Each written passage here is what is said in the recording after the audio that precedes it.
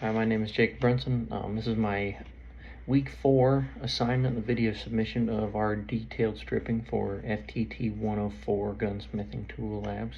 So in this video, what I'm going to do is I'm going to disassemble my SIG P320. I'm going to obviously take it apart as far as I possibly can. I will preface, I'm not going to take apart the firing control group, just because there's a lot of tiny pieces and I don't want to lose them yet.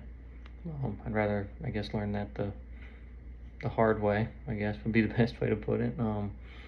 So all the tiny springs in there, the safety switches and stuff like that. Like I'm saying, everything's gonna just be still together. I'm just gonna tear it apart as far as I can possibly get. So we'll get right to it. All right, so from this point, we're going to do the full disassembly of the SIG M17, the P320. So first things first, obviously, is you're going to make sure that this firearm is visually and physically clear. So we're going to open the chamber here. I do not have the magazine the magazine in. I took the magazine out prior to starting this here. But obviously, as you see, there's the feeding source is not in there. There's nothing in the chamber. I can tell it visually and physically there's nothing there. So I'm going to send the bolt home. And I know this firearm is safe in the safety zone. So we're definitely safe. All right, so obviously first thing you do from here is you send the slide to the rear, you get the bolt catch. We're going to rotate the pin. It drives me nuts. Sometimes I suck at it, but then from that point, we now have two pieces. So we're going to set this lower off to the side here. So from this point, what you're going to do is you're going to take the spring out. Okay, I'm going to set this back here just for visual purposes.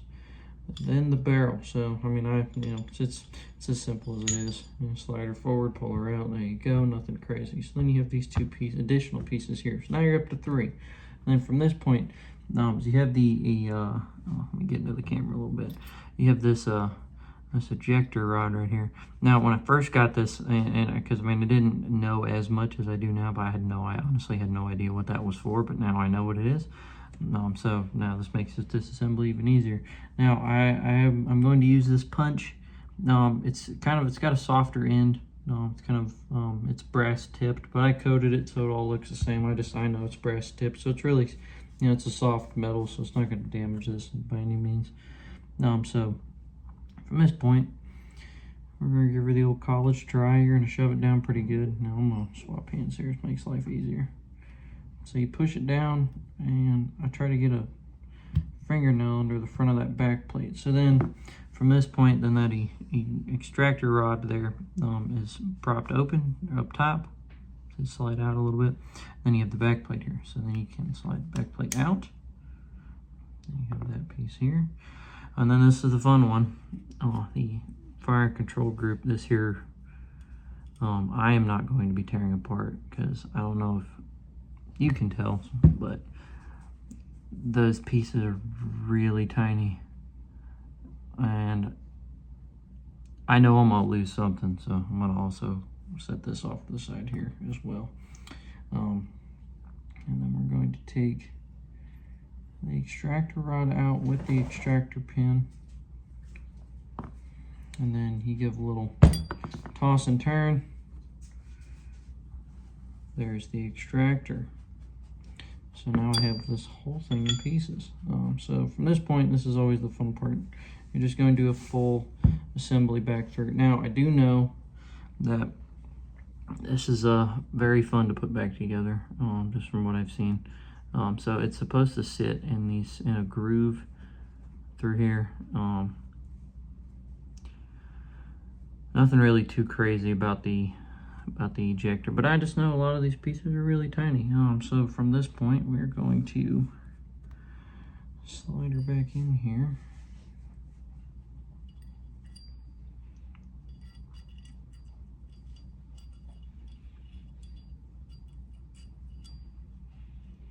Okay, so then as it goes back in here, it leaves you that little slot there, so you kind of see how you're putting the ejector rod back in here, or the extraction rod, I'm sorry.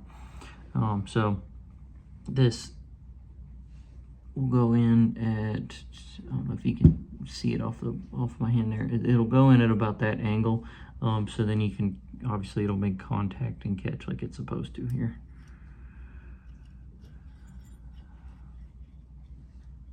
Alright, I see it, and we have made contact. Alright, so she's there. She's right where we need her. So that is back in place. So then from this point, you're going to take the fire control group and insert it back in. Now, when it goes back in, the fire control group goes back in, same thing with the extractor. They're going to sit kind of open. Which is going to make this very always entertaining to put back in. So what I usually do is I just take my offhand that doesn't have the back plate in, give her a good old push, so I can at least get the back plate started. Now once the back plate is started, then I can come back with my punch, push down the ejector,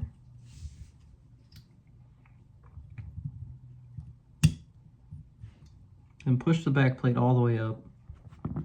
And then you're back to your magical 3 pieces.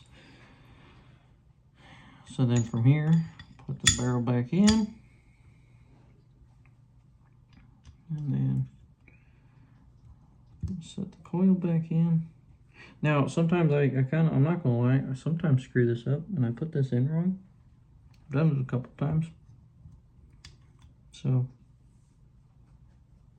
I wish there was like a marking so you knew what direction it was in the first place, but I'm not entirely sure. I wish they kind of did that. I don't know. All right, so then from that point you take this slide here, and it's getting ready to do it. I can see it.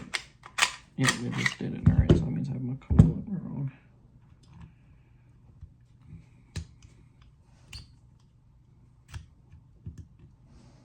Okay, should be good that way. Ooh. Ah, beautiful. Now, and how I really can tell is if that, if that rod sticks out a little bit farther. I know I didn't put it in there right. I've learned, obviously. All right, so then we will, after the slide is attached, you will then get your pin back down, and then we'll just go through a full function check here. Okay, bolt catch, and then safety, trigger, full reset. All right, safety, click, click, click. All right, that, sir, is the full disassembly and reassembly all the way up to the fire control group. That's about all I have for you. Thank you.